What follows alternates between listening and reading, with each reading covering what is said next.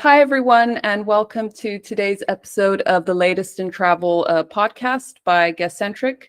And I'm very excited to welcome to today's episode Mark Fancourt, who is the co-founder of TRAVHOTECH, which is an award-winning hospitality and travel technology consultancy, which combines operational experience and technology expertise and delivers it to global hospitality and travel companies. So Mark, it's really great to have you. Thanks for joining us today. My pleasure. Thank you. Thanks very much for the invitation. It's my pleasure. And so for anyone who might be listening or watching this episode, do you mind just giving a little bit of a background of who you are and what you've been up to in the industry and what it is that you do and so on? Sure. Well, TRAVHOTECH is, I guess, the latest part of my journey. And TRAVHOTECH, as you said, is a technology consultancy that focuses on holistic technology for travel and hospitality organizations, as well as the technology provider community for the industry, which leads into my background, I suppose, which comes from both sides of the industry. So originally, I started out as an operational hotelier, went to hotel school. Early in my career, opened a lot of hotels, got involved in what at the time was fairly progressive technology. And it just sort of continued on from there. I worked with Fidelio and then Micros Fidelio for a number of years, handling a lot of the enterprise technology for hotel groups, CRM, distribution, e-commerce, revenue management. And following that, I did 3 stints as the head of technology for hotel companies. Initially Pan Pacific Hotels and Resorts, then PPHG, and then moved to Las Vegas, where I am today, to do the same with MGM Resorts. And then I went back to Vendor World again with an interesting company called Scenium, which had a sort of single platform for the comprehensive hospitality operations based on ERP technology from Microsoft. And then I got to the end of all of that and I thought, well, what should you do with yourself now? And I thought, well, you've got operational experience, you've got experience running technology for hotel groups, you've got experience, in bringing enterprise technology into hotel groups and everything that goes around being a technology provider in the industry. I thought, well, that's a good combination to help other people with their technology. And so I founded TRAVHOTECH with my partner Shane and also another organization, Testbed Vegas, which is a non-profit focused on community for industry technology. And away we go. And 6 years later, here we are. So, yeah. That's really interesting. And what made you sort of do that leap from the operational side to more of the technology side? Like what drove that decision in that direction? Yeah, I mean, it's a great question. I think I'm probably not unlike a lot of industry technologists of my generation. A lot of us began in operations and in technology. I mean, we had technology, but it really sort of started to emerge a little bit more so in the time that I came up through operations.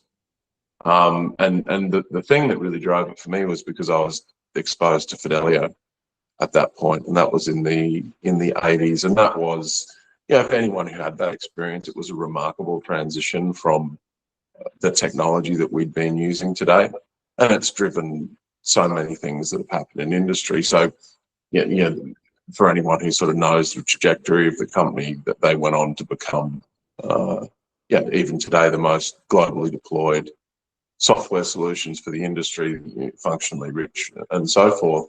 And that was I was just really interested in it. And I found I had a sort of an aptitude for it, the education component, the sort of project side of it, the logic, and then of course the business process, which is equally a part of technology. And I just sort of moved into it from there, which became extremely exciting at that time because It was the software in the industry, and we couldn't keep it on the shelf. So it was a very high-paced world. I ended up, as I moved through the company, working with enterprise hoteliers, which, with brands and groups and global deployments, and that really changed my vision for what technology could and should be in industry. And that's probably propelled me on to most of the things I've done since, and how I bring our expertise from TRAVHOTECH to my clients. Cool. That's really interesting. And I'm guessing there must have been like quite a big development from like back then in terms of the technology and the evolution up until today. What would you say was like one of, I don't know, the biggest sort of turning points from then up until now in terms of technology for hoteliers? Like what would be the main thing that you would pinpoint from that? I mean, feature functionality certainly drove it, but on the back of, I think, a couple of, I mean, there's been, I've been doing this for 30 plus years. So there's been a number of things that have significantly changed I think the momentum of technology would be the way I would put it. Then it was from mainframe technology to PC technology, which just simply meant it was more affordable. The next phase after that was, I don't want to say that interfacing is easy between systems, because it's not, but systems started to become a little bit more connectable. And then that gave hoteliers the opportunity to deploy more technology. And then the next piece was sort of moving above the property, which this was pre-cloud. This is when data centers and that type of thing emerged, and that allowed hotel companies to have sort of a cross business or above business technology. And then the other part that probably happened around about then was the types of databases that were available, which allowed us to store more information and access it more readily. Also moving sort of towards a Windows platform, which was a bit more friendly than the mainframe or the DOS type environments that we'd grown up with. And then the last part would be, the advent of the cloud in terms of a platform, and making technology a little bit more easily deployable. I think those are the things that I would cite as the big change points that I think shifted momentum and approach. And then now today we're on the verge of the next one, which is artificial intelligence. So I've seen quite a few transitions there, but I think all of them have done a little bit more each time to enable hoteliers and to get their hands on technology, I think, in a more accessible way. Yeah, I think it's just incredible how, I don't know, it seems even in the last like 10 years, how everything's just changed so fast. Like there's certain things that, just looking in general, like the type of, I don't know, cell phones I used to use like 10 years ago in comparison to today, and just like how everything's like changed. And obviously there's a lot of things like that people talk about that are, like that probably only very much in the future it'll be like a more like a bigger reality. I don't know, like the metaverse maybe being one of them. So in some sense it might seem like slow, but then on the other hand, it's like when I just look back on like the last 10 years, it's like, and for you, I can imagine, with 30 years of experience, it's like a lot of change and development. So yeah, very, very interesting. So drawing on your extensive experience with like sort of all the different waves of technology and as it relates to the industry, you've written like some articles previously about how it's crucial for the hospitality and travel businesses to continue embracing this evolution and adapting and so on, as far as I understood. So in your opinion, like how can technology experts more effectively persuade leaders in these sort of companies in our industry to embrace the change, adopt the new technologies, and sort of view them as an integral components of their business strategy? Like what would be the the ways that, you know, you could sort of convince those leaders to buy into these technologies and roll them out across their businesses? Yeah, it's a really interesting quandary for the industry, and you know, it's probably been around as long as I've been in the industry. But part of it is structural, part of it's cultural. The reality is that I think there's a number of combinations that probably are still preventing the scale of technology adoption that I would expect. And I'm often surprised that you know, since I moved on from running technology for hospitality groups, I sort of thought things would have moved quicker, but they haven't necessarily. Part of that, I think, is organizational structure. You know, it's necessary for organizations to put their technology leaders or advisors, however they might be approaching it, in a position where they are able to influence and drive change, direction, and strategy.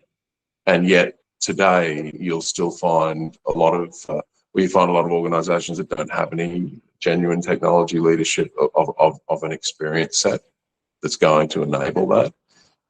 You'll also find that you know, technology leadership tends to get buried in the organizational structure versus having a voice to the people who really need to hear it, and being treated, you know, structurally and culturally as an equal and a contributor to the business. And we hear a lot of the business and IT. Well, there is no business and IT. IT is an equal and integral part of any organization, just as HR or finance or front of house operations is. But we've still got a ways to go there. And that's cultural, and culture takes a long time to change. But I think it's a two-pronged approach. Leadership needs to embrace technology more genuinely, and they need to put their technology expertise in a position where they can set an agenda for the organization and move it forwards. And that I think alone will change the visibility of the function for industry, and it will change the way that organizations work across the organization with their technology counterparts. That's been my observation over well, a lot of years now. And you know, while some organizations have well and truly moved past that, other organizations not so much. It still looks like, you know, the 2000s or the 90s in terms of approach towards where the role of technology sits in an organization. So I think that's key. And what would be, in your opinion, like some ways to kind of bridge that, you know, to bring sort of the knowledge of the business together with the technology side and sort of merge those two sort of components together, that, you know, could implement like strategies that would actually have a good impact on the business? Like, what would be some practical ways to do that, in your opinion? Yeah, one of the challenges that the technology leadership's often had is the depth of understanding of the business of hospitality. And you've got to be a student of the business, because you have to be able to look at the business holistically.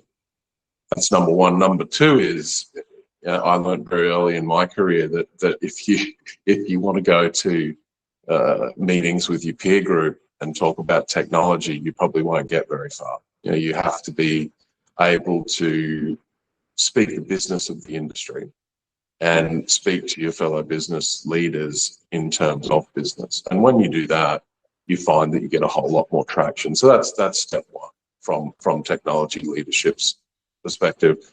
From broader leadership's perspective, I think they need to put their technology leaders in a position to do that. One of the challenges that happens when they are sort of buried down the organization is they don't get involved early enough in the commercial and operational approach to the business, which limits their learning. And they don't get to gain a high level understanding of what the pressures and the challenges and the opportunities are in the business, and that restricts their ability to have the same effect. So if you bring those two closer together, the results will improve, definitely. And once you get to that point, then you're in a position where you're having a genuine business discussion about enablement of the business and platforms that can actually bring that to pass. And that's a different type of discussion we would like a new PMS and this is the one we've chosen.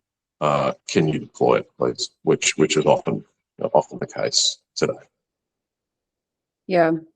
I'm not sure, like, this isn't actually maybe really a question, it's more kind of an observation, but I think something that I've noticed, like, in my sort of working experience and stuff, is sometimes it's a little bit of a challenge to kind of understand, because technology is so complex and everything, and sometimes, the way that it's communicated, there's maybe a breakdown in the communication. So sometimes, it's like I speak to an engineer or a software developer and I'm like completely, I'm like, is this even in English? Is this the same language, And then sometimes there's this, like, and I'm not saying, that it's all the time, but like quite a lot of times there's this kind of like, how can we reach that understanding that it's like, I don't know if you have any thoughts on that, like what would be sort of the ways to sort of simplify these very complex concepts and systems and things like that, to sort of put it in layman terms and convince, like, okay, this is how it's going to help you. Like, would you have any recommendations on that? Like, well, you're right about that, and that's essentially what I was referring to. And there's, I think what I would say, having had the opportunity to lead fellow technologists in many of my roles, there's two types of technology people. There's the highly technical people, which tend to be driven around infrastructure or software development and that type of thing. And then there's the business side of technology, which is about organizations, operations, deployment, and so on. So I think sometimes when we expect people in the former group to be able to articulate in that way, it's an unrealistic expectation. They live in that world, and they should live in that world. But when you roll it back to business, your average colleague or peer group is not so motivated about how it's built or the technical componentry of things. They're interested in what they can do, right? Or what they can't do and what they would like to do, or what they would be able to do as a result of the implementation of some type of a tool or business platform. And that's the key. That's where the dialogue needs to be, is about opportunities, possibilities, capabilities, processes, and so on, because operational hoteliers understand that. And in the same way that your average technologist probably isn't all that motivated by the minutiae of human resources, right?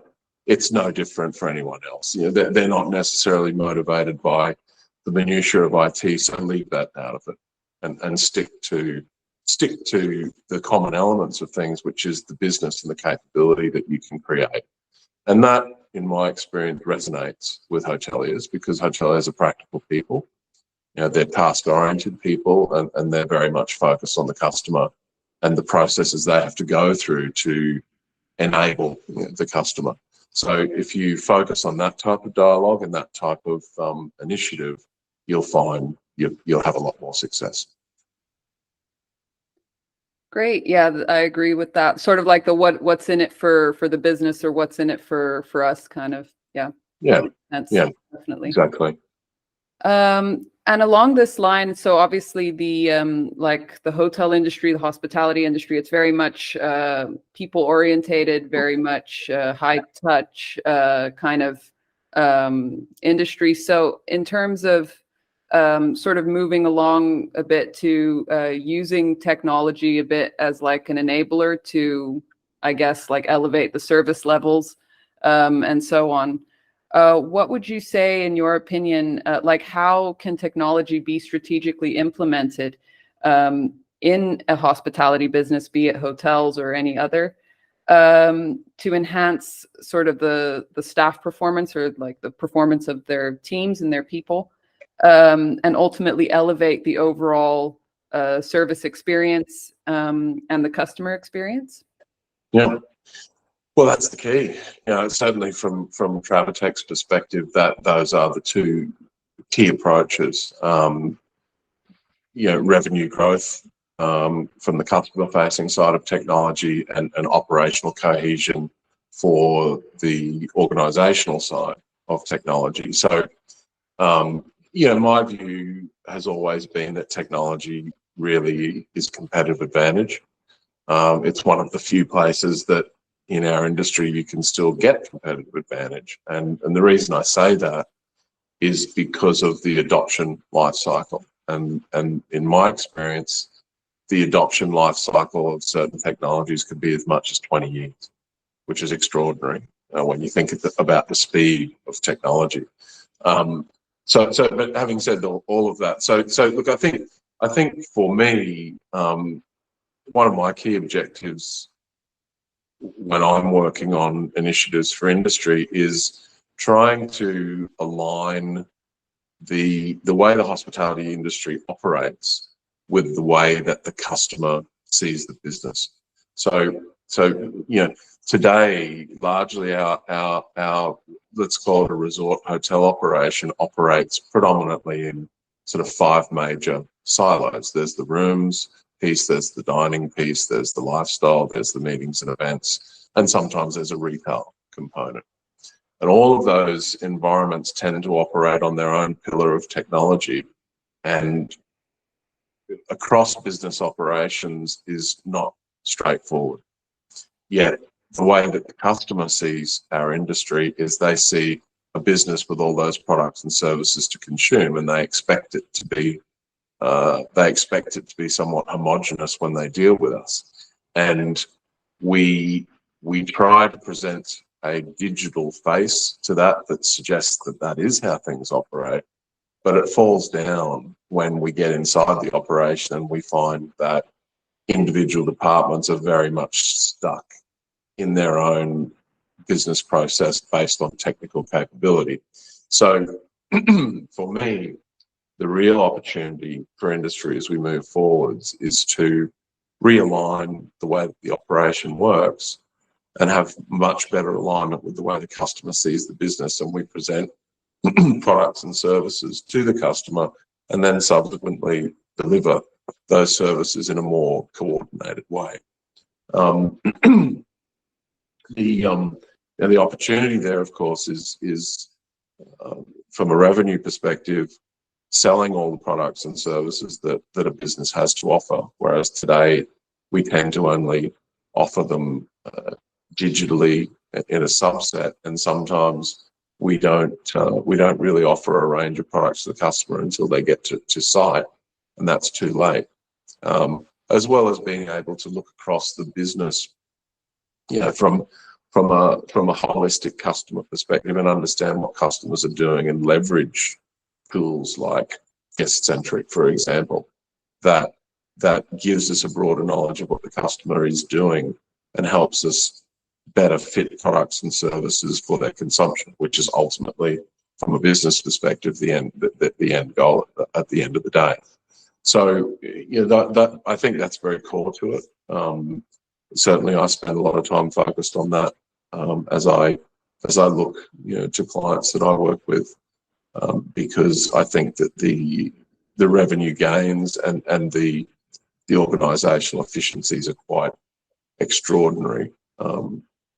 Unfortunately, I've had experience working in that environment, as a technology leader, so I have some sort of direct vision into the possibilities that come from that type of a technology platform.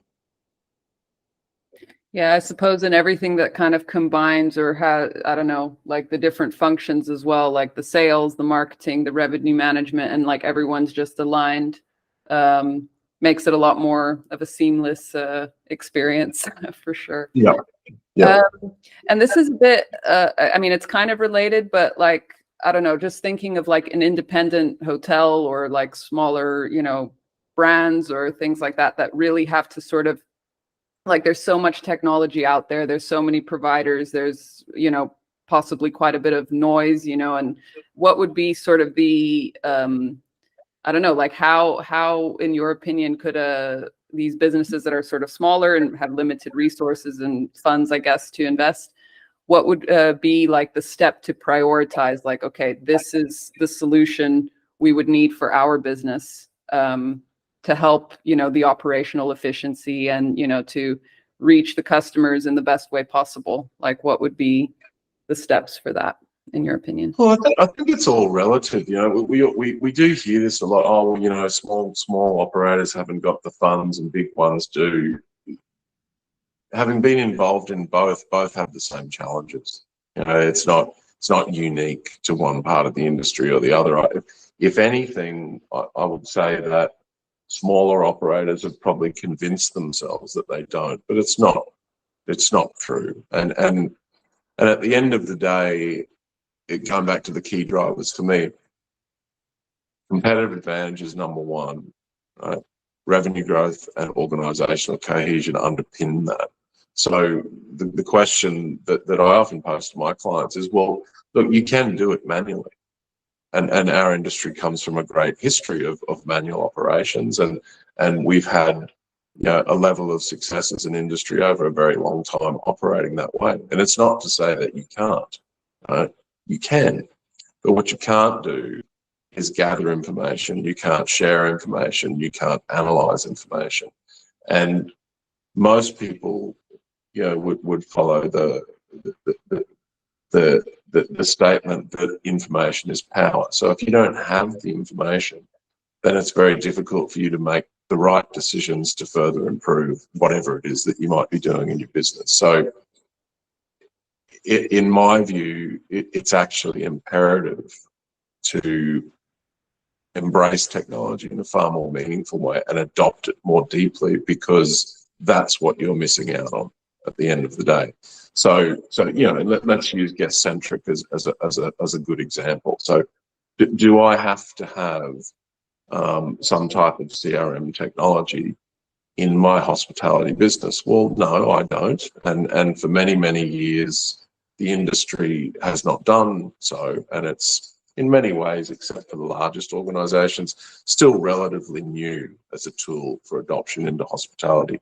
Not for good reasons, mind you, but just more because we've reached that stage where we're starting to think that way as compared to other industries. So I don't have to, but then if I don't, given the nature of some of the other aspects of our industry, it's very, very difficult for me to get a holistic view of a group of customers, let alone an individual customer, so that I can try to reach that customer in a more meaningful way and grow revenue as a result. So do I have to have a CRM? No, but then you have to work out how you're going to gather that type of very important business information and leverage it to operate your business when you're trying to operate across maybe 4 or 5 siloed systems, and trying to piece it together in some way, and lacking the analysis tools or even just the simple reporting tools that give value back from that type of information. So that's a practical example. It might be sort of higher up the technology tree in terms of priority, but it's no different for any other part of the business in terms of line of business capability, whether it be front or back of house. I'm often surprised how low the adoption is of things like supply chain platforms when hotels often have extensive amounts of funds sitting on the shelf, and yet they do this manually. They lack the intelligence around stock keeping procedures and past stocks and things like that, as well as just the ability to keep track of pricing in a meaningful way and negotiate with their vendors. So there are so many examples, and as you touched on, Melissa, when I work with a client who might be in that situation, normally I start from the beginning with a holistic approach, and we look at their comprehensive business and determine what it is that they would ultimately like to achieve and start from there. Because technology investment is not a short-term game, it's a long-term game, and you need you need to have a plan to do so. And that plan needs to be looked at holistically so you do eventually achieve the goal. Whereas what I find a lot of people do is that they go on one-out expeditions trying to find one piece of technology here and one piece of technology there. And that's just not the nature of business today. And it doesn't produce the right results because you end up back at the drawing board next time you go looking for another piece of point technology. So I think, you know, a lot of that's legacy in terms of the way the industry's behaved. A lot of it has been propagated by the technology provider community as well, in fairness. So poor old hoteliers are sort of like, well, you know, you guys have been saying we should get point products. Well, things have changed. You know, technology is far more pervasive now. It's far more horizontal in an organization, and those organizations that approach it from a master design perspective ultimately end up with a better result when it comes to the type of, you know, operability that they want to have for their company. It's interesting. I guess on a human level, we're kind of limited sometimes by like our short-sightedness with these things. And I don't know, it's kind of like, okay, let's, you know, there's this gap, let's put a Band-Aid on it or something, but then not really looking at the, I don't know, an analogy that popped in my head as you were saying this was, I used to live in South Africa, and there was this bridge that, you know, every time, like I lived near the coast, and every time the rains would come, there would be flooding and it would wash away the bridge because it was so close to the water levels. And they would go and patch it up, but, you know, you couldn't use that road for like a few weeks at a time. They would do a cheap, you know, little job on it instead of building, I don't know, a higher bridge. And every year it's the same issue, and it ends up costing more because it's like, yeah, you keep paying that out. And then it's like, I don't know, it's a bit short-sighted, I guess, like in that. Yeah, well, it's a great analogy. But, you know, and again, it comes back to, I think, a lot of the culture of the industry, and you know, we're so task oriented, and there's nothing wrong with that. You know, it's not a critique at all. It's the reality of our business. But technology ultimately is an asset management exercise, and these are, you know, a lot of people say the cost, it's not the expense, not a cost or an expense. These are assets of the business, and it needs to be approached in that manner. And assets, as we all know, for the assets we have in our own personal lives, are generally approached from a long-term, you know, structural or strategic perspective, and it's no different in business. But we often don't approach technology in that way, and that's the key. You know, is you need to be able to take that step back and take a look, you know, at the horizon of the future, and align it with the objectives that you would like to ultimately achieve, and you know, what type of a business do you want to be? Right. Let's start from there instead of focusing on I need a new PMS. You know, if I had $1 for every time I had someone say to me, I need a new PMS, I wouldn't be working anymore. But often that's not what they need. Yeah. But it's a, you know, that this is my problem. You know, no, the opportunities are usually much bigger than that, and that's something that I spend a lot of time with my clients educating them on, to be honest, and helping them sort of take that step back and slow down a little bit, and build out something that, to your point, financially you can work towards, and logically bring the different tool sets in that you need to build that comprehensive operating environment that allows you to be faster, higher, stronger, you know, than you were in the previous life before you went through such an exercise. So you know, and it's if hotel companies have any benefit there, it's because they do, you know, the corporate operations of your average hotel group is a strategic organization first and foremost, and if anything, that's where larger hospitality groups have a leg up because they have the opportunity to take the strategic approach. Whereas when you're a little bit further down the scale, that's not so easy to do. And that's where people like me, help when they haven't got that permanent capacity. But it's extremely important because the picking here and picking there does not ultimately get you to a long-term destination. And there's a lot of noise out there today, as you touched on earlier, Melissa, about, well, if you don't like it, you just get rid of it. No, the deployment of software into a business is it's a big deal for all of the impacts that it has. And once you've put a piece of software in, you want to be successful with it. You should not be approaching it from the perspective of, oh, well, that didn't work. Let's move on to the next thing. And that's the difference between a strategic approach to technology adoption and sort of what has been the trend in industry for a long time. You said something just a little bit earlier about how many times people say they need a new PMS or something, but then that's not actually what they need. It's what they think they need. What would be sort of the way, and I guess this kind of comes back to also the communication point that we touched on a bit earlier as well.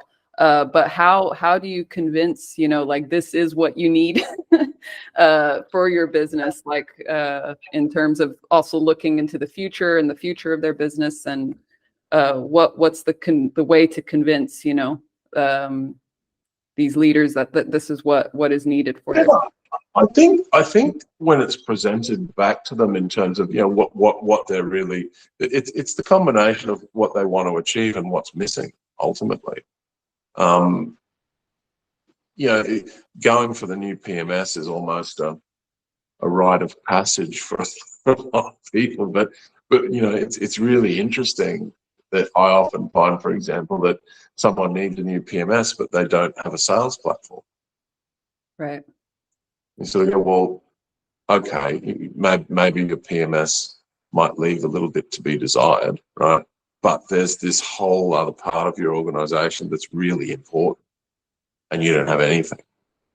So do you really need a new PMS? Let's take a look at your capabilities as an organization, what you can do, what you have automated, versus something that you've already automated that might not be the absolute best thing you've ever had, but probably, in my experience, doesn't necessarily need to be replaced all the time.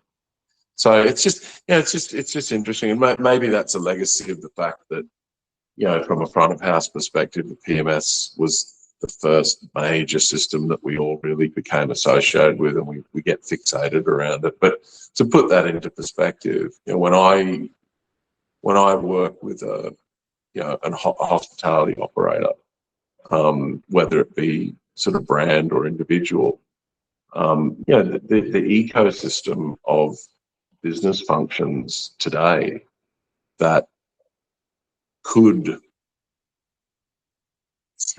or would be supported by technical capability, it's up almost around the 200 mark. So it's an extremely complex environment, and I think that's often underestimated by the layman. It's not, technology is simple in hospitality. It's not. It's extremely complex, and it really takes some time to sort of take a look at an individual organisation and find the right fit for their future, depending on what it is that they might be using today, and how that fits in nicely with anything that they might do in the future, or whether they should sort of make more substantial changes. And so it's not simple and it's not straightforward. And I can tell you that when I go through that exercise, I spend a lot of time with executive leadership working on exactly that, because going back to some of your earlier points, once they understand the capabilities they need to be able to deliver, automated or not, right, then it's a little bit easier for them to understand where the opportunities lie. Yeah, I agree. And even I have to say, like, because my first experience sort of working in the hospitality industry, but in the software development side, is actually working at GuestCentric, which I joined only in like the end of 2019. And this is something that, you know, it's been a work in progress and a journey, like, you know, working in the marketing department, you know, and having to communicate these concepts and like what we offer and so on, you know, to our audience, like to, I guess, more of a layman audience. And I'm quite a layman person myself, so it's kind of like how, you know, getting these sort of complex concepts, but then, yeah, I guess showing what's in it for them is, yeah, I guess important. Yeah, look, I think for me, you know, that has helped me naturally. I went to hotel school. I did my master's in hospitality.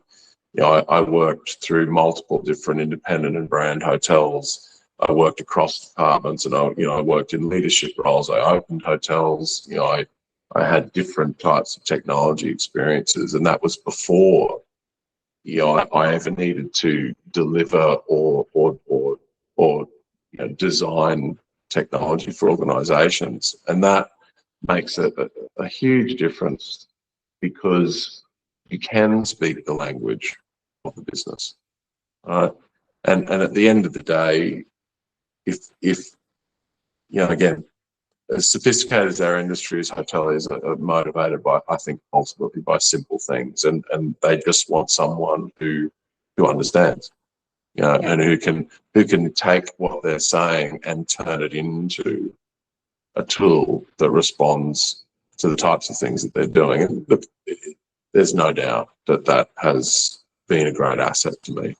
You know, and going back to some of our earlier topics, you know, often we find people come into the industry, into technology functions, and they've come in without the benefit of industry operational experience.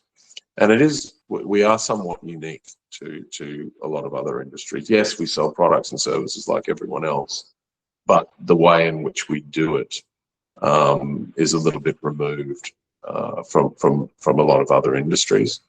So that really does help. It really does make things a little bit easier as a path for a technology leader if you have that background.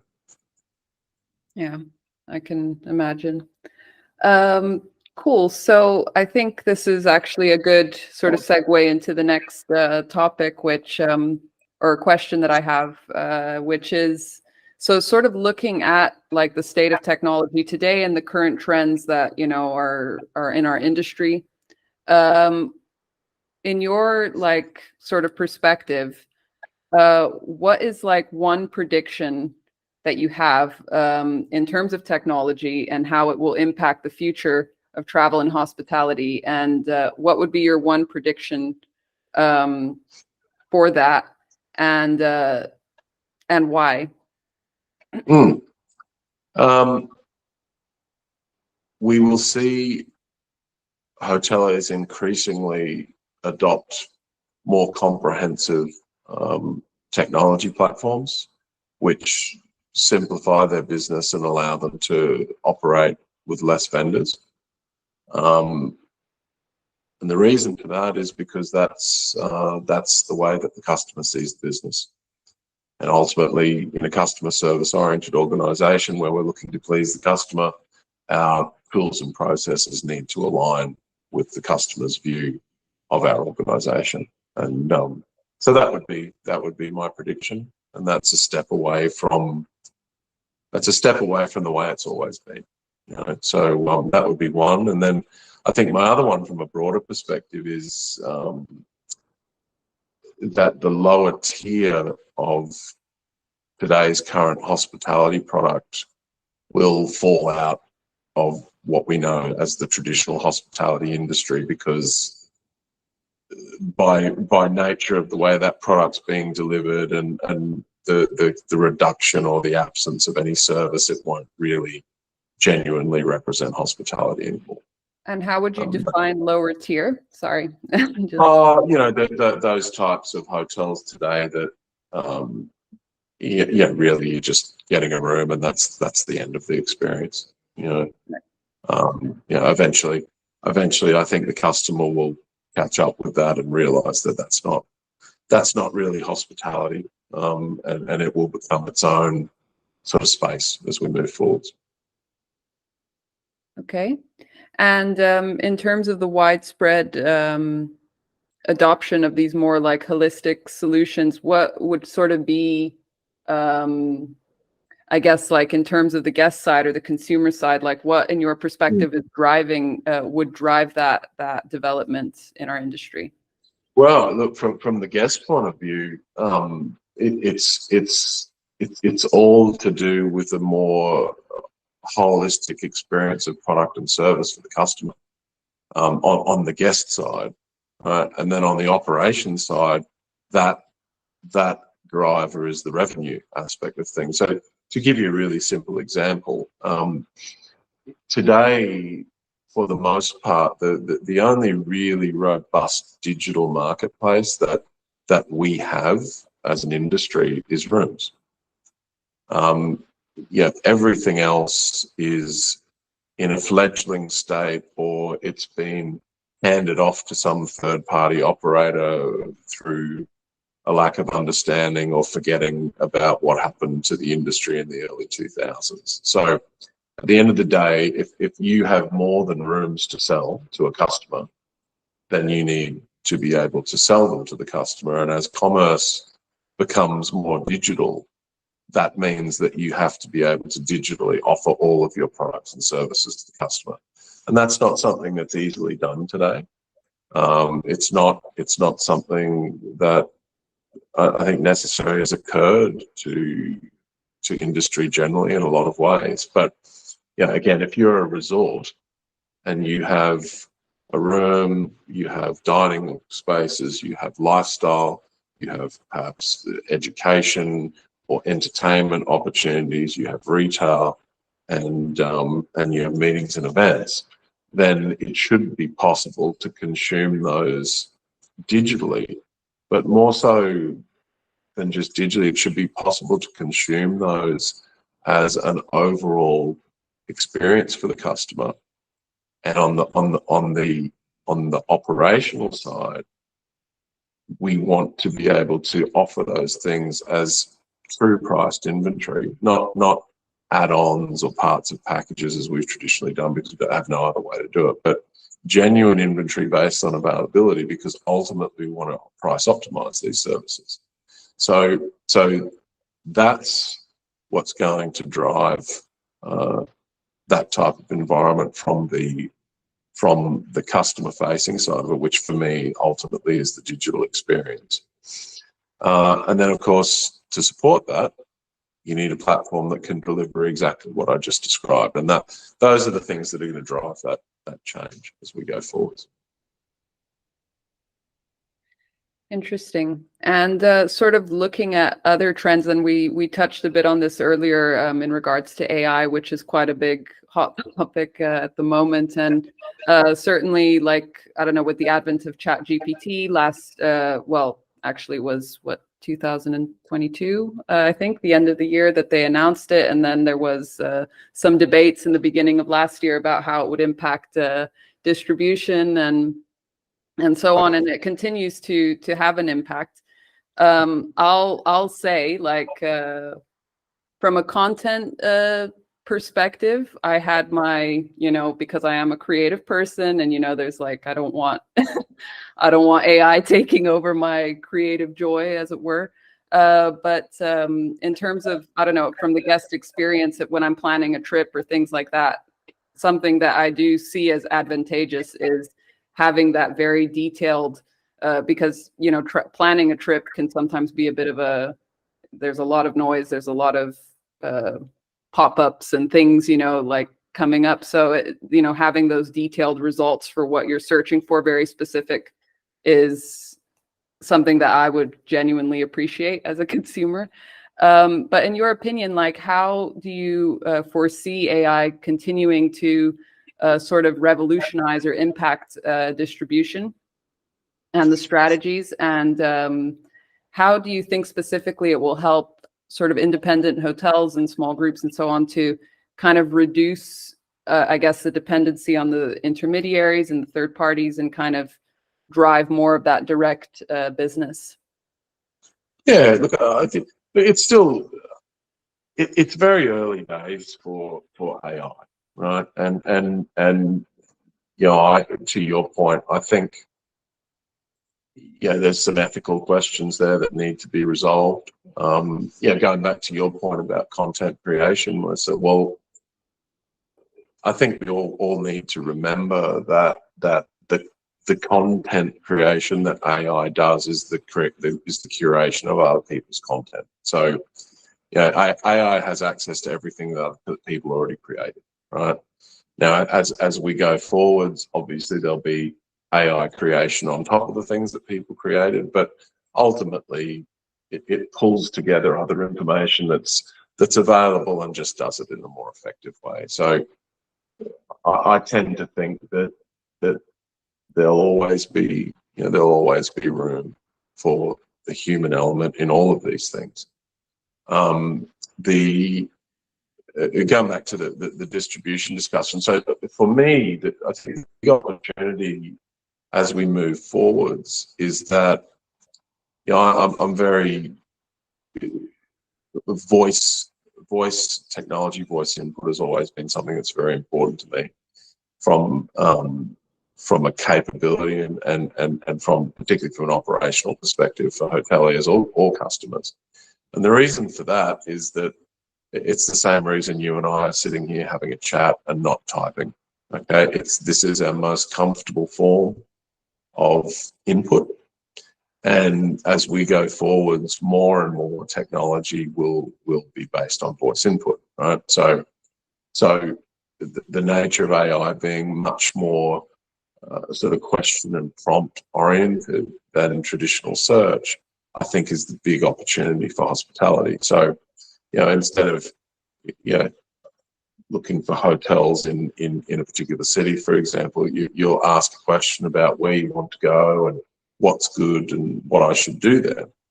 So the benefit of that is that hopefully smaller operators or industry in general is able to bypass the traditional aggregators, right? Because people aren't going to the aggregator anymore. They're just going to their Google browser or to their Bing browser, and they're just asking the questions, right?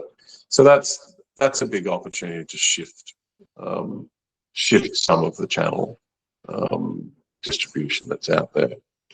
But we also have to remember that these companies will also have all those same things. So I you know, I don't think it's as cut and dried as everyone thinks, and there's going to be the next jumble and muddle of how all of these sort of AI-based searches intersect, and I dare say that we'll go through a phase at some point in the future where we're sort of still competing against big blocks of product and service in the same way that we compete not just in hospitality but across any industry today. Is it easier for a level of content creation for hoteliers who may not be fantastic at doing that or necessarily have the manpower in house to do those sorts of things? Yes, it is. But at the same time, I think the question still remains, well, is your business just going to be a byproduct of AI, or is there going to be something individual about it that a customer should want to come and see you? Because at the end of the day, everyone's going to do the same thing, right? So yes, like all technology, there's an adoption curve, and as I touched on earlier, the adoption curve, in my experience in our industry, can be from leader to laggard, can be 20 years. You know, so will it be that long with AI? No, it won't, because very, very large technology companies are driving this through their core products. So we're already all reasonably exposed to it and learning how to get something out of it. I think the more immediate opportunities for AI is sort of in the CRM space. So those people, the challenge that we have as operational hoteliers, going back to the nature of our business, is it's very task oriented. Most hoteliers are focused on getting through today, and then taking a bit of a look at tomorrow and what that's going to mean for them. So one of the things that we've always had is decent information about our customers, particularly on the room side of things. So if you have any level of a reasonable property management system in your hotel, you've got profiling and you've got history capture. You may even have preferential information, notes and other anecdotes that you've learned about a customer, how they like to pay, their loyalty, their behaviour, and so on and so forth. But being able to analyse that information through the PMS with meaningful reporting that can be done on a customer set, because we, in our industry, we're largely hamstrung by, I guess, what I would call the crudeness of segmentation, right? So that's largely dependent on whether the staff get that right when they make a reservation, for example. But that's not the nature of people. You and I might be traveling for business. We might stay in the same hotel, but our expectations of that hotel and our behaviour will still be very different. So I think that's where artificial intelligence really at the moment has its big opportunity, because it can take that same data set and find other anecdotes and trends, whether it be macro or micro, that are not necessarily easily provided for by structured systems today. And that would be, where my immediate focus would be for anyone who's sort of thinking, well, what can I do with AI at this point? Now, the flip side of that is, well, do you want to put that information into AI? Okay, from a privacy perspective, or exposing the nature of your business, into the public domain, which is exactly where it goes. So in time, like all things in the hospitality sector, we are consumers of technology. We're not builders of technology, and there are very good reasons for that, because we struggle to get through the day-to-day of the cut and thrust of hospitality operations, and we don't have a whole lot of business sitting around trying to develop technology. There's any number of examples to show that may not be the best approach for hoteliers. But what will happen, and what always happens in the hospitality industry, is companies like yourself bring some of that artificial intelligence to industry through their products.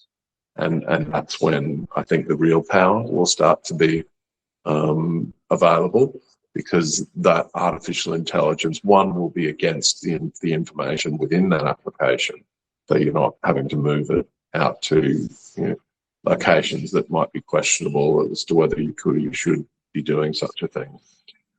So that's one example. There are many others. I mean, the supply chain's a huge opportunity. Obviously, just basic financial and scenario analysis is a huge opportunity.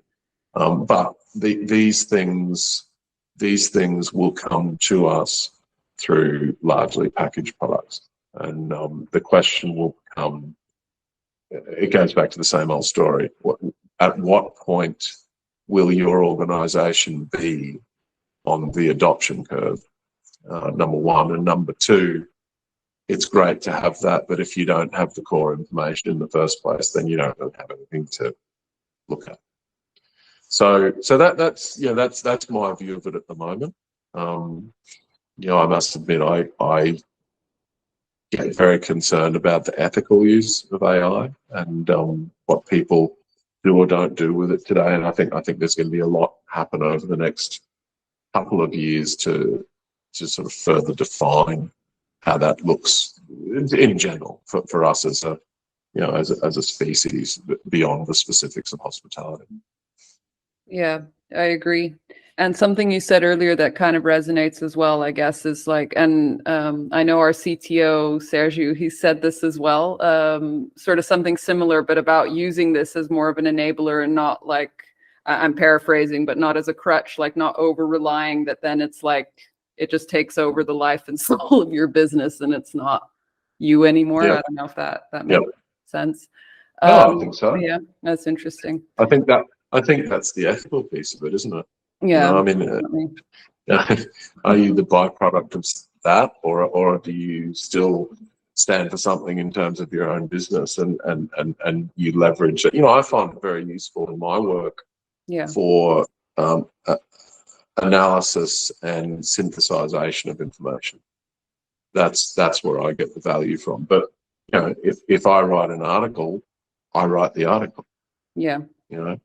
Because it needs to be my thoughts and my views, not gathered from everyone else's previously written expertise. And there's a lot of that out there already. So, but it's interesting how you actually see, and I don't know, maybe I sound a bit conspiracy theorist, but even on LinkedIn or like, certain posts, it's like a few different people, different backgrounds, whatever, they'll post with like the same sort of opener and stuff. And I'm like, is that you or is that, was that ChatGPT or something? Well, right. My favorite is taking the world by storm. Everything is taking the world by storm. Yes, that's right. That's right. Lots and lots of storms. Yeah. No, it's interesting though. I mean, look, I think for me, ultimately the power of the analysis and the combination of what eventually will become the ease of input from the user and getting meaningful output. This to me is the huge opportunity.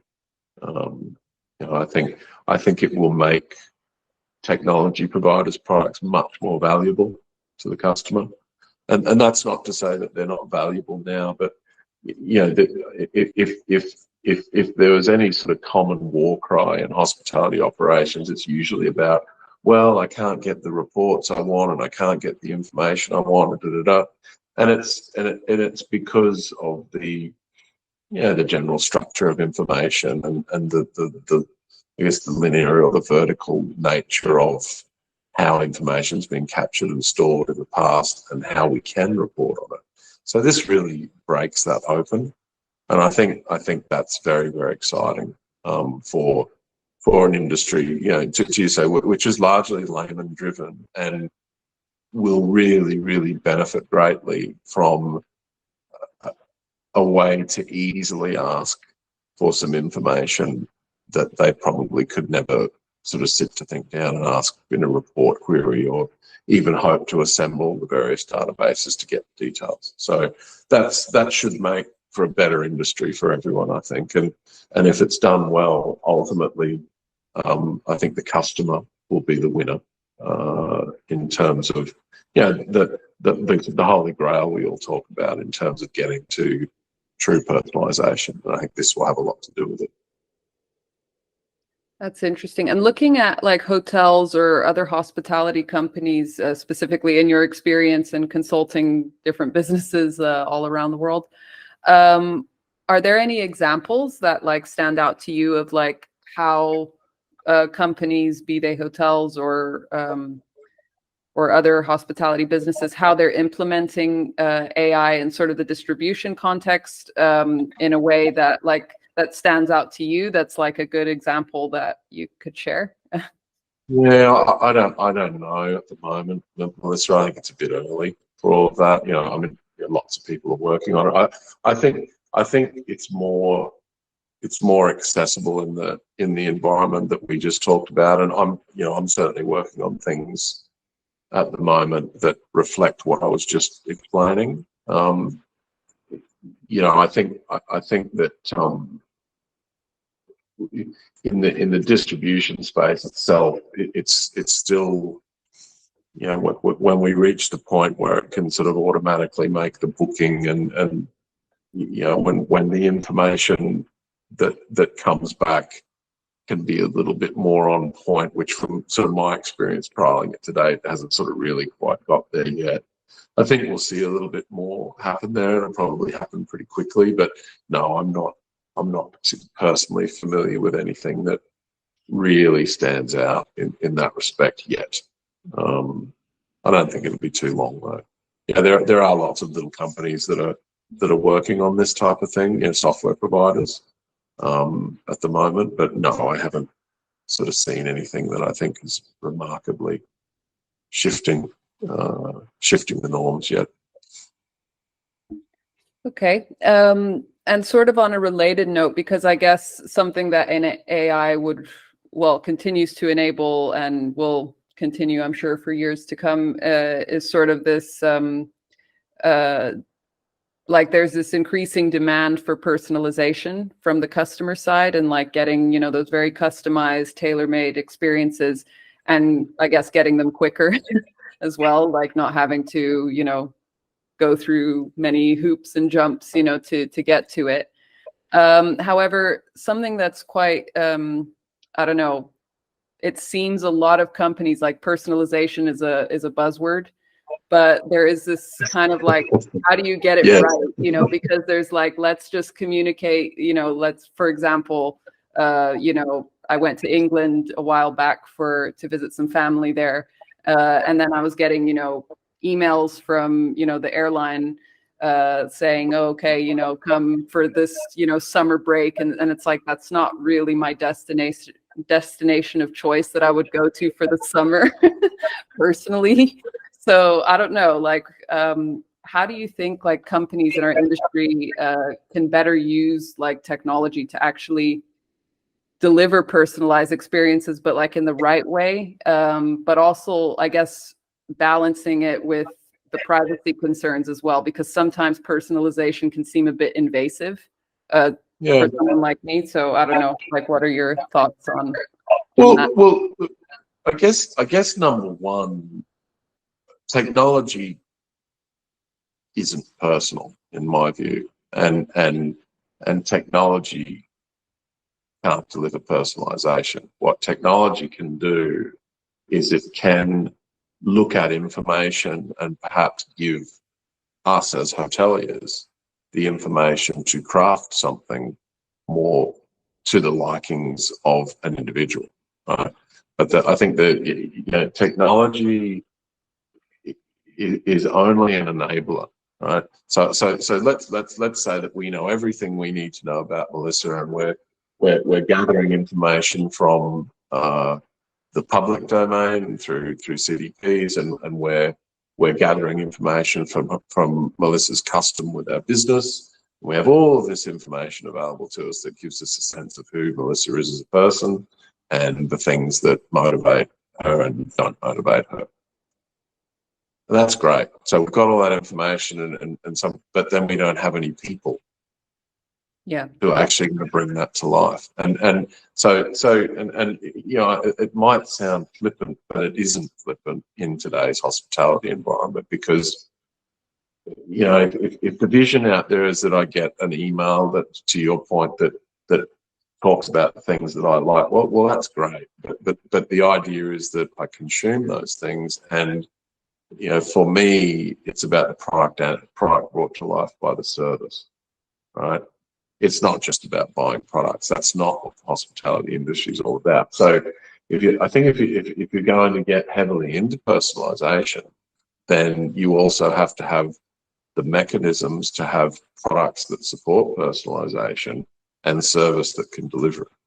And I think that in itself, based on today's macro trends for industry, might be a bit of a challenge that needs to be rethought. Because if we get to the point where we know how to look after Mark and Melissa as individuals, are we going to have the hospitality manpower to do it? That's the question that occurs to me. So, can we better use the information that we've collected over arguably at least 30 years, right? As an industry, we've been in a position to capture pretty rich information about our customers, and that's only increased over that time. So it's not that we don't have the information. We've always had the information. We're just not able to bring it to life as easily as we need to be able to, because to your point, how much opportunity do we have? If we've got a 200-room hotel and 50 people are checking in today, how much personalization can we do? Or is it going to come back to the same old story of what we have today, which is, oh, well, you're a loyalty member, so you'll get personalization, but the rest of you, sorry. So I think, I think there's some bigger questions that have to be thought through, because I think in this case the technology will outpace the human capacity to deliver in a very short amount of time. And I think the bigger question has to be, well, that's great, we've got all this personalized information now, and it might give us the opportunity, fundamentally as a business, we want to use that information to grow revenue, but that means that we have to be able to deliver that product and deliver that service. And I think that's the bigger question. And what would you, I mean, it is the question, but like, is there any sort of, I don't know, what would be the solution, or not the solution, but like a step towards the solution of how do we get the manpower? How do we create that, I don't know, I guess, function or within a hotel or within the business to really bring that data to life, as you mentioned? No, it's a great question. Look, I think, again, it comes back a little bit to what we talked about right at the beginning, and some of our legacy approaches to the business of hospitality. Technology is an enabler. That's its role, and more often than not, the speed of data is faster than the speed of a person. Okay, so as a result, that means that effectively deployed and used, you should, if you have the same amount of human capital, then your human capital should have a bit of time given back to them to focus more on this aspect of hospitality. That's the theory, right? But more often than not, we see technology enablement which comes at the expense of hospitality professionals. So at some point, the balance, which in my view is a very crude way of looking at things, because we are in the very, very fortunate position as an industry today to have really some extraordinary technology available to us that allows us to operate our industry in ways that we couldn't have dreamed of, even 20 years ago. But it requires the adoption of that technology to be able to do so. And if people do that, they'll find that their manpower does have additional time to work on things that they're not working on today. This is a good example of that. So the move to personalization means that our manpower has to be in a position to be able to deliver more personalized service. A lot of the industry, at a lot of levels of the industry, is actively in the process of trying to remove service. So those things don't fit very well together.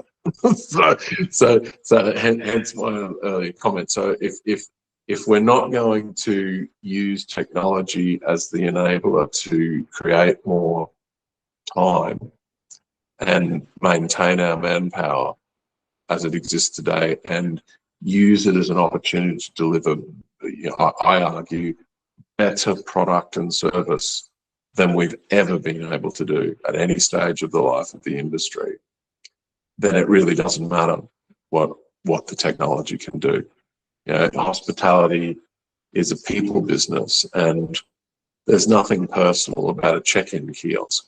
That's not personal, and it's not personalization. So do we use this to restore ourselves to some degree to the touch-based human hospitality industry that we grew up with?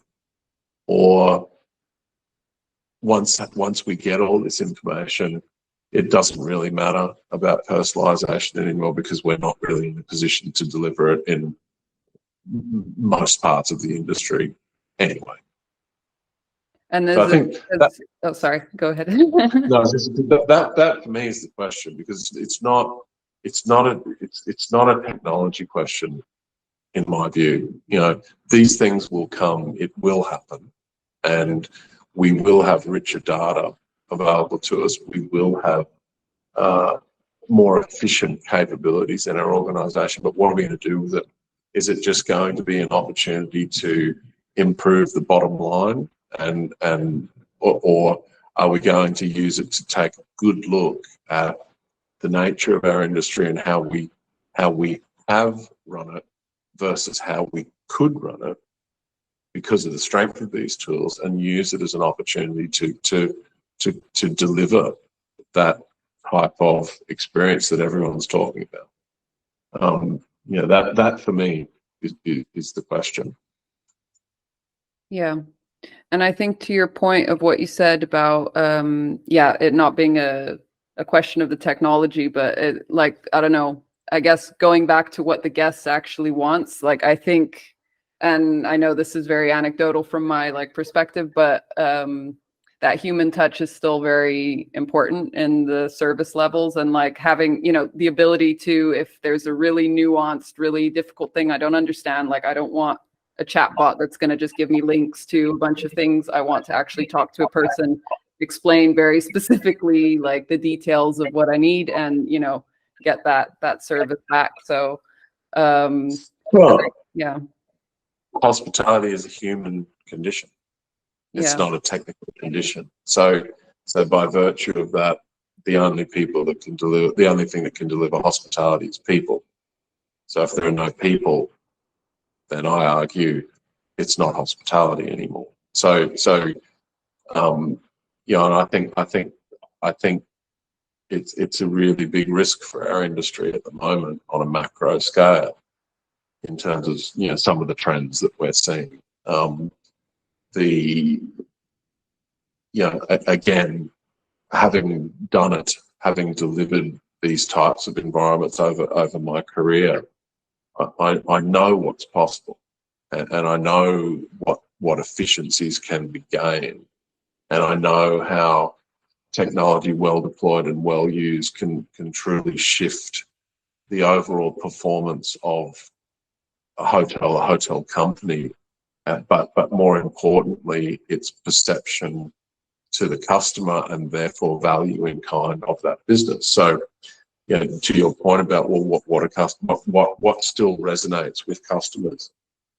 Every year, I spend the time to look at all of the sort of top performing hospitality products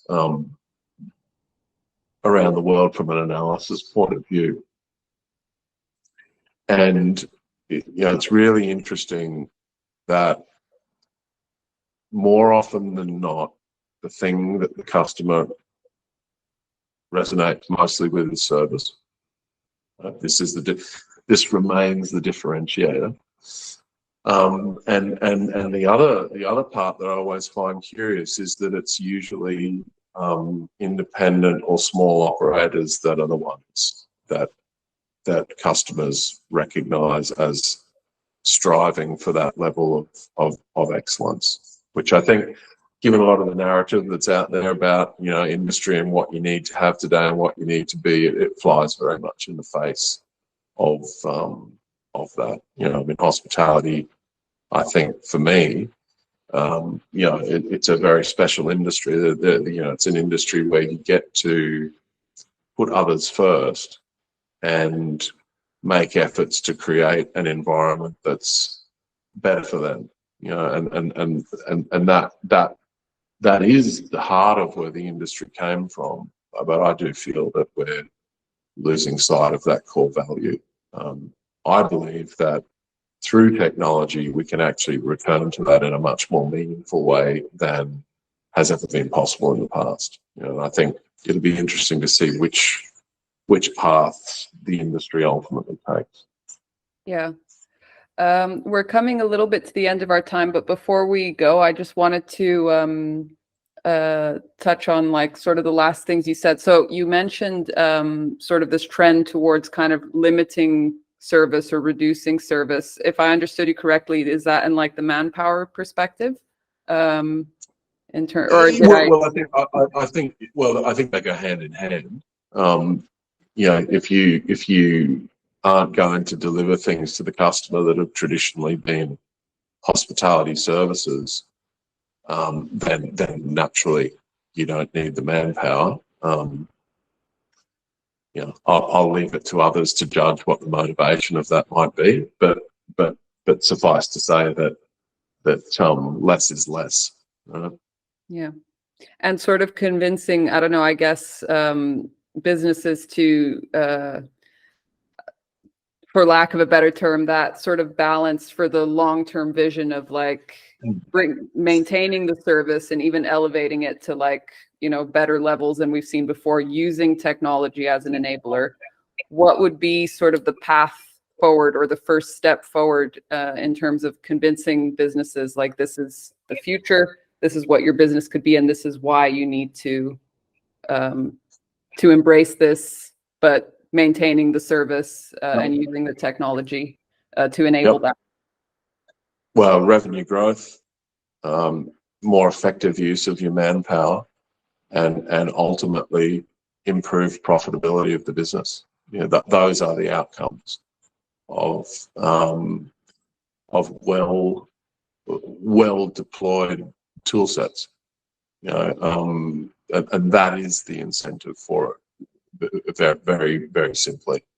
Put into another term, putting ourselves in a position to truly sell all of our products and services, giving our business the opportunity to take a look at job structures, modern versus traditional, because our tool sets allow for that. Therefore, giving our teams the opportunity to have a higher touch, or to use the term personalized experience.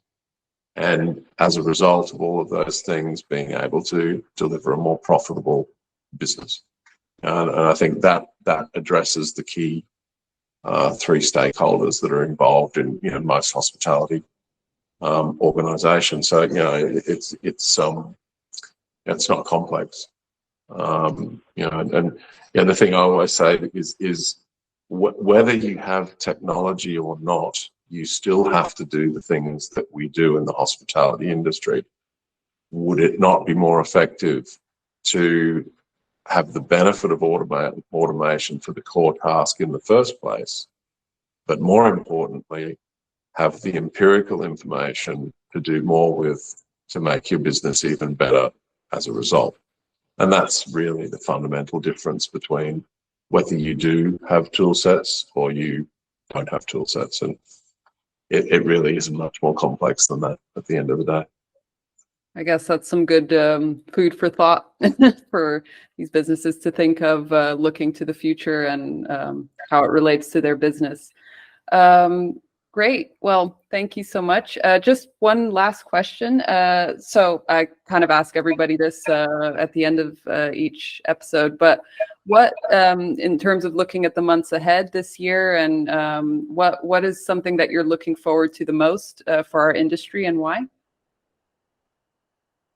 Well,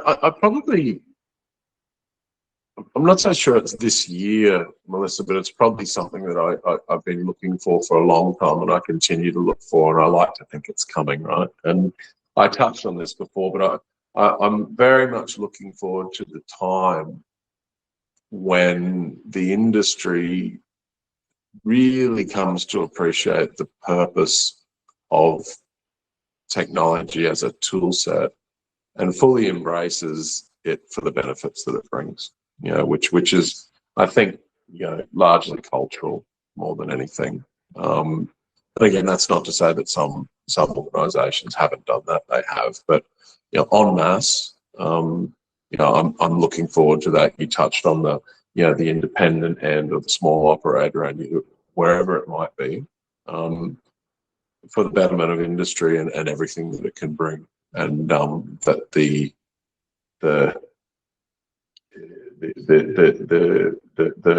I don't need to concern myself with technology mindset sort of disappears from the industry.